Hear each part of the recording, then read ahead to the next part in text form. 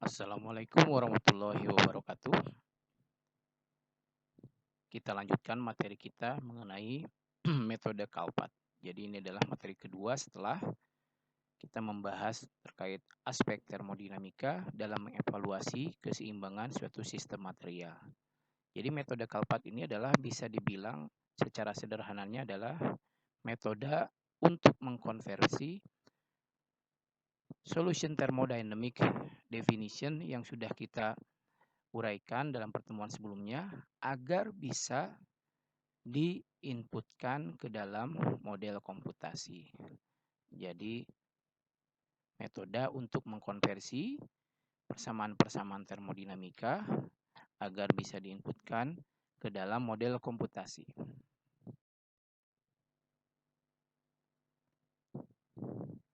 Kalpat singkatan dari calculation phase diagram. Jadi kita menginputkan model termodinamika mengikuti format Kalpat. Begitu juga database termodinamika yang akan kita inputkan juga mengikuti metode ini. Nah, kita ulangi lagi bahwa keterbatasan komputasi mengakibatkan kita perlu mengevaluasi sistem material dengan pendekatan solution thermodynamic. Di dalam pendekatan solution thermodynamic, sistem material kita lihat secara makro, artinya yang kita kuantifikasi adalah rata-rata kuantitas termodinamika di dalam sistem tersebut. Nah, bagaimana sebetulnya kita memperlakukan sistem material kita? Sistem material kita perlakukan sebagai larutan ideal plus deviasi dari kondisi larutan ideal. Larutan ideal secara termodinamik ditentukan oleh molar free energy pure elemen yang terlibat di dalam sistem tersebut, kemudian ditambah dengan nilai dari entropi larutan ideal, itu adalah larutan ideal. Nah, kemudian nilai-nilai yang ditambahkan kemudian seperti pada larutan reguler, kita tambahkan nilai entalpi pencampuran, itu adalah nilai-nilai excess energy yang merepresentasikan real solution dan kemudian kita sesuaikan dengan sistem material yang kita evaluasi. Nah, ini adalah persamaan secara umumnya. Bagian pertama ini adalah bagian molar free energy untuk pure elemen, kemudian ini adalah entropi larutan ideal. Nah, kedua ini merupakan bagian dari larutan ideal. Nah, kemudian untuk kasus kita tambahkan excess free energy yang sebetulnya merepresentasikan deviasi sistem kita dari kondisi yang ideal. Salah satunya adalah dengan pendekatan larutan reguler.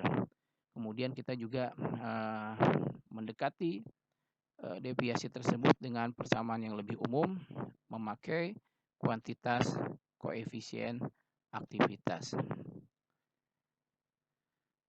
Nah, di dalam metode Kalpat, kita mendekati excess free energy tersebut salah satunya adalah dengan persamaan ini, di mana K ini adalah orde dari kompleksitas interaksi di dalam sistem kita, jadi interaksi antar elemen. J ini adalah elemen-elemen yang terlibat dalam sistem material kita, kemudian L ini adalah koefisien ataupun suatu kuantitas yang terkait kepada interaksi antar elemen di dalam sistem material kita. Nah, nilai L ini ada nilai untuk K-nya sama dengan 0, K-nya sama dengan 1, dan seterusnya, di mana 0, 1, 2, 3 itu merupakan nilai ataupun level interaksi antar elemen. Semakin tinggi nilainya, semakin kompleks nilai interaksi antar elemen kita perhitungkan. Jadi kita lihat L-nya itu adalah untuk K-nya berapa, seperti itu.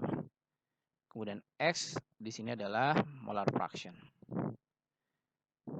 Nah, untuk kondisi K sama dengan 0, maka nilai ini menjadi 1, kemudian excess free energy menjadi seperti ini. Jadi nilai interaksi antar elemen untuk level 0, kemudian dikalikan dengan molar fraction elemen-elemen yang terlibat. Kalau kita merujuk kepada larutan reguler excess free energy-nya adalah setengah N omega dikalikan dengan molar fraction seperti ini, maka kita mempunyai hubungan antara kuantitas interaksi antar elemen dengan persamaan seperti ini. N-nya adalah molaritas, kemudian omeganya adalah suatu koefisien ataupun kuantitas yang berkaitan dengan energi ikat antar atom di dalam sistem materialnya. Nah, ini adalah kurva free energy untuk kondisi sistem material dengan berbagai level interaksi. Untuk yang K sama dengan 0 adalah kurva free energy seperti yang sudah kita pelajari pada solution thermodynamics sebelumnya, yaitu berupa parabolik sederhana seperti ini.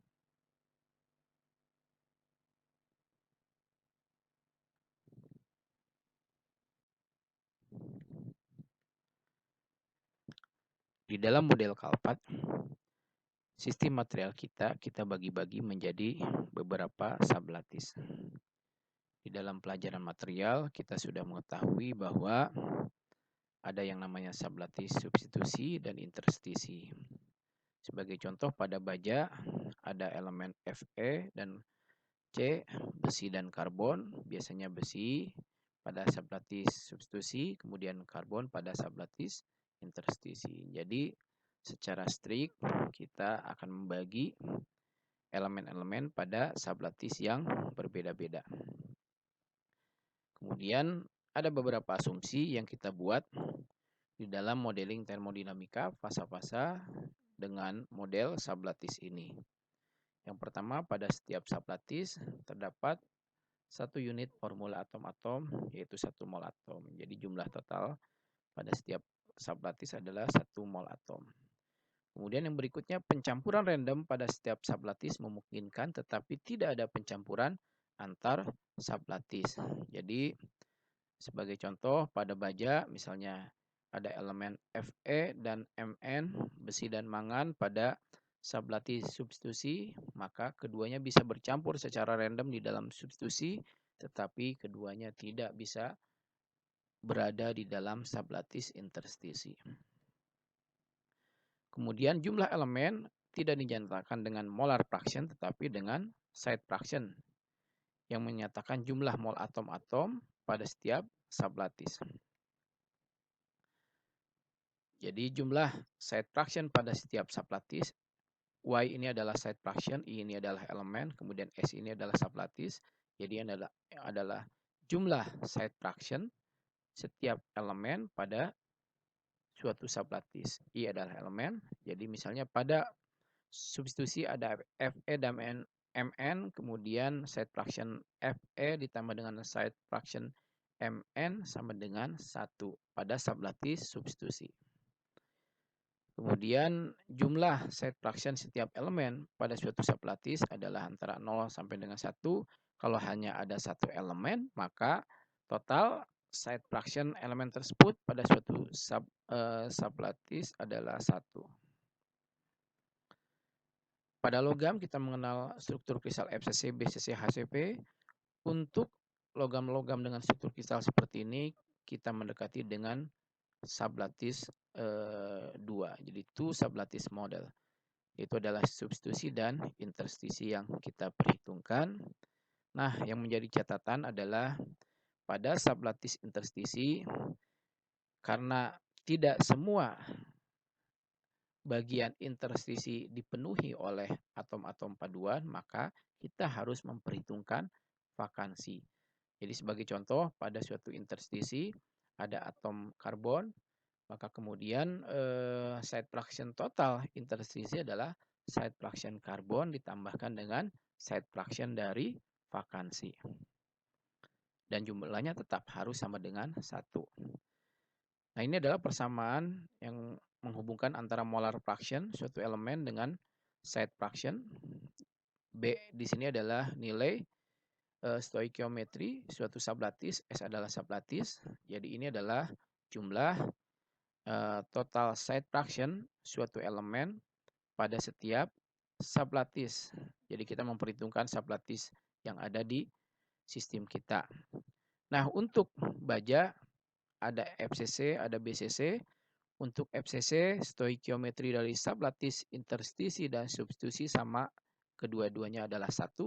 Sedangkan untuk BCC sublattice interstisi stoikiometrinya 3, substitusi 1. Dikarenakan lebih banyak vakansi di dalam BCC dibandingkan dengan FCC ya. Nah, untuk perhitungan ini sebagai contoh ya, kita mau menghitung nilai molar fraction karbon pada baja dengan struktur FCC. Jadi stoikiometrinya adalah 1 ya, baik interstisi maupun substitusi. Nah, mengikuti persamaan ini kita uraikan, ini adalah stoikiometri dari interstisi dikalikan dengan side fraction karbon pada interstisi ditambahkan dengan stoikiometri dari substitusi dikalikan dengan side fraction karbon pada substitusi. Tetapi nilai ini side fraction karbon pada substitusi akan sama dengan 0 sehingga bagian atas hanya ada nilai ini.